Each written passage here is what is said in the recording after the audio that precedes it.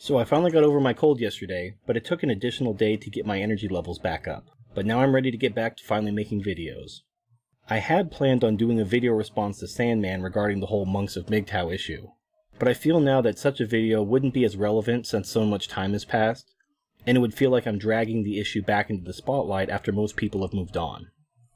But after speaking to I Am Serious in a hangout yesterday, I've decided that while I'm not going to do a direct response, I will look at the larger issues involved and offer my perspective on the matters by drawing parallels to another community of men. I've heard it said that men won't defend other men, won't stand up for other men, and certainly won't risk their lives for other men. Those who say this have never served in the military, particularly the Army or Marines during an active campaign. Now I can imagine guys from the Air Force or Navy that have only fired a weapon during a marksmanship qualification not understanding or experiencing this male bond. But for those of you who've served in Iraq or Afghanistan recently, you should know what I'm talking about. For those that don't, or have only seen Hollywood movies, I highly recommend a documentary called Restrepo about an army unit stationed in the worst part of Afghanistan filmed over an entire year. None of the footage was staged, there are no actors, it's the real deal. People actually die over the course of the documentary. But you can see the bonds and the brotherhood that's formed. These men defended each other, they stood up for each other, and they risked their lives for each other. This documentary is available on Netflix, or you can see it on YouTube, but the quality is subpar. I'll provide a link to the YouTube version in the description, but be aware that the audio is really quiet, and it's worth checking out on Netflix if you have it.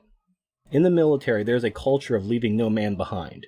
Now, it's been tainted because the military is still run by the government, and thus by gynocentrism and feminism. Men in the military get routinely bent over the couch and fucked by their ex-wives, and women do get promoted over men because of gender quotas. But as I said in my video about office cunts, women don't enjoy dangerous jobs. So when it comes to doing the primary job of the military, which is combat, you won't find many women around. Even within the Israeli Defense Force, which has a female draft, 95.7% of combat troops are male. Terrence Popp did a video about women in the military called Can't Cut the Mustard, which I'll link to. But I'm not here to talk about women, I'm here to talk about men. So I want to draw some parallels from the military culture in MGTOW. When you talk to veterans, there is a bond and a respect for one another, even though these veterans come from different backgrounds and served in different wars. However, there is a sense of elitism within the ranks of veterans. Some of the older veterans feel that younger vets had it easier compared to them due to more advanced technology, such as armor and things like drones. Likewise, younger vets can point to the older vets and proudly proclaim that they volunteered to serve in the military, while the older vets were drafted against their will. How much more worthy of respect is the man that walks willingly into danger than the man that must have a gun pointed at his head to do so after all? I can see this kind of elitism between some groups of MGTOW. There are some MGTOW that don't want anything to do with women, and accuse MGTOW that choose to date or have short-term relationships of being pickup artists or fake MGTOW. Meanwhile, the MGTOW that date accuse those who reject women of being beta males, TFL, or cowards. I think these divisions are as stupid as older vets and younger vets arguing about who's the better veteran. One can argue about degrees or levels, but this isn't a martial arts dojo. There are no ranks or leaders, no badges or titles. If we simply have a respect for people's individual concept of self-actualization, it's obvious how ridiculous it is to compare people's sex lives. This isn't a community of celibacy like NoFap. We're not joining the Catholic priesthood. We're rejecting marriage and gynocentrism. That doesn't mean we can't get our dicks moisturized once in a while. In these arguments between these two groups of MGTOW, there are men being harmed in the crossfire. Turning back to veterans for another moment, although older and younger veterans may argue and disagree about a lot of things, they all have nothing but compassion and empathy for the men who've been wounded or disfigured by war. You'll see vets making fun of the guys who made PowerPoints in the Air Force, but they'll never make fun of a man who's lost his legs in an IED explosion or suffered from third-degree burns from a shape charge. This is what I've unfortunately seen in MGTOW, where men who've suffered in divorce are being unfairly targeted.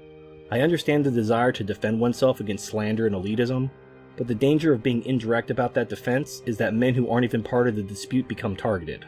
Now in Sandman's video MGTOW Monk, some regrettable statements were made, and I'm not going to get into them because Razorblade Candy already did an excellent job of picking that video apart.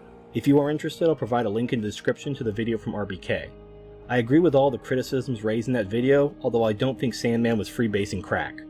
Many have seen the MGTOW Monks video, but may have missed Sandman's response in a video called Are Gay Men Lucky?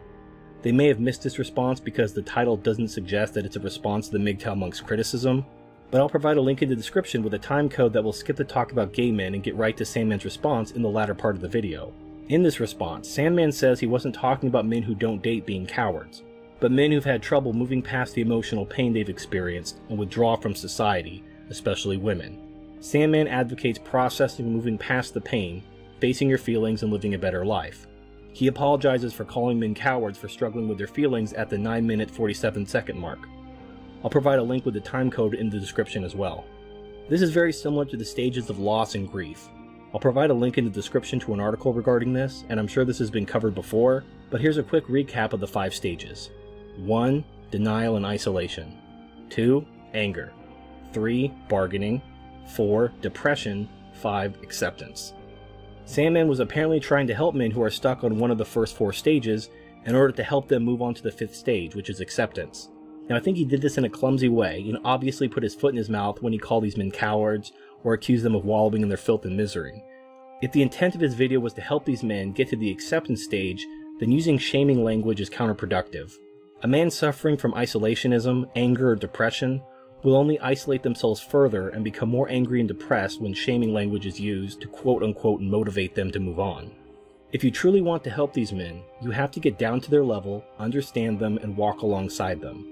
However, rather than just bag on Sandman's clumsy approach, I want to shine a spotlight on an example of the right way to help these men, which is an ongoing video series by Dark Knight regarding transcendence. Before I got sick, I made a 15-minute abridged version of his series for this video, with Dark Knight's permission of course. But while I was sick, he released 2 more videos in the series, so now it's already outdated. Rather than include the montage, I'll just provide links in the description to the 7 videos in the series that have been released by Dark Knight at the time of this recording. If you're a man who's been damaged, and you're stuck in the isolation, anger, bargaining, or depression stages, and you want some compassionate guidance to help you move forward, I can't recommend Dark Knight's videos enough. You really feel the love and compassion in his voice, and you can tell that he cares about you and wants to help you because he's right there with you. Your struggles are his struggles because he's been there and he understands you. We need to get back to the valuable work of improving men's lives with knowledge and understanding. There are hurt and wounded men out there that need us. Our gynocentric culture has betrayed them, and the rest of the manosphere is too busy fighting feminism to help them. Fighting feminism, traditionalism, and gynocentrism are important, but when a soldier sees a wounded brother, their first priority is to get him to safety. That is how you defeat gynocentrism, with brotherhood.